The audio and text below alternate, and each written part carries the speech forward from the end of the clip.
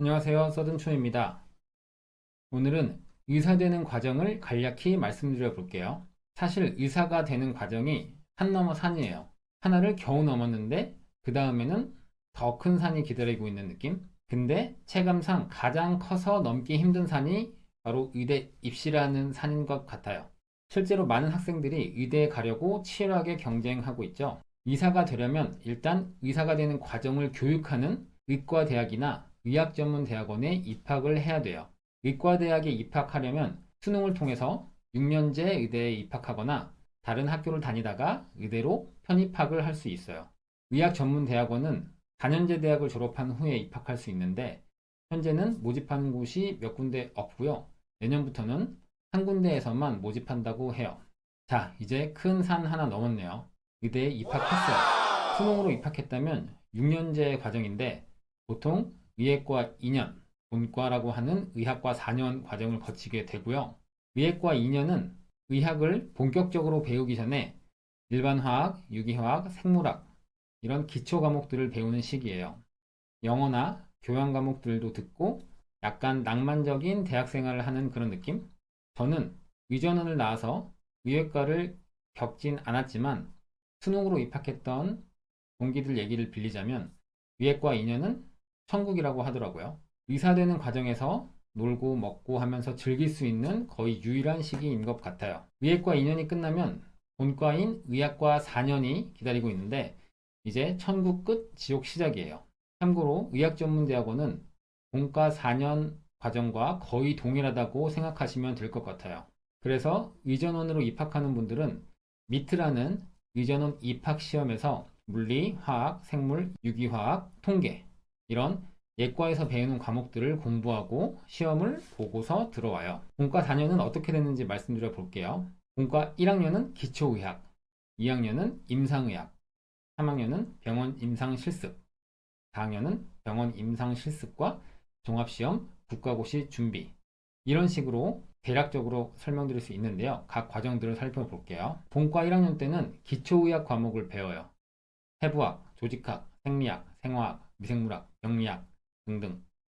특히 해부학을 거의 처음으로 배우는데요. 이게 정말 빡세요. 다들 본과 들어가면 힘들다, 빡세다 이런 얘기를 많이 들어서 잔뜩 긴장하며 시작하는데요. 해부학은 좀 웃긴 표현이지만 몽둥이로 진짜 세게 한 대 맞고 시작하는 그런 느낌이에요. 본과 1학년, 2학년 때는 수업 듣고 시험 보고 이런 생활을 반복하는데요. 해부학 때는 수업 듣고 실습까지 하고 또 시험 보고 이런 생활을 계속 반복하게 돼요. 일과를 대략 말씀드리자면은 아침 8시쯤에 수업이 시작해서 늦은 오후쯤까지 수업을 들어요. 그럼 공부하고 달달 외워야 할 것들이 산더미인데요. 그리고 나서 해부학 실습실에 올라가서 해부학 실습을 하는 거예요. 의학 드라마에서도 김사부 2에서 차은재 님이 울렁거리다가 토하고 쓰러지고 막 그런 장면이 나오는데요. 사실 실제로 그렇게까지 토하고 쓰러지고 이런 친구들은 못 봤어요. 들어보지도 못했고요. 여성 학우분들이 의외로 아주 잘하고요. 오히려 남자보다 더 잘해요. 이렇게 종일 수업 듣고 나서 해부학 실습을 해요. 해부학 실습을 위해 기증된 시체를 카데바라고 하는데요.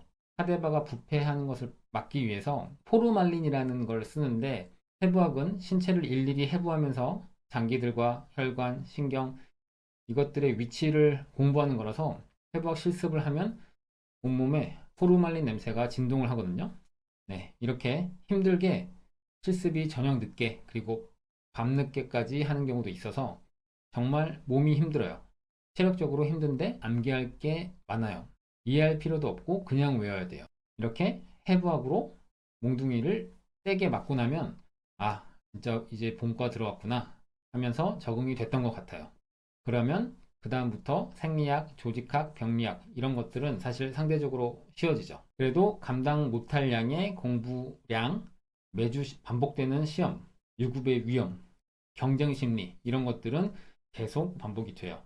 의대에 입학하기 전에는 전국 각지에서 공부 좀 한다는 소리를 듣고 난다긴다 했던 친구들일 텐데 의대에 들어오면 그냥 좀 평범해지는 느낌도 들고 때론 아, 내가 머리가 별로 좋은 게 아니었구나 이런 느낌이 들 때도 있어요. 이렇게 공부와 시험에 찌들어 살다 보면 어느새 1년이 지나요.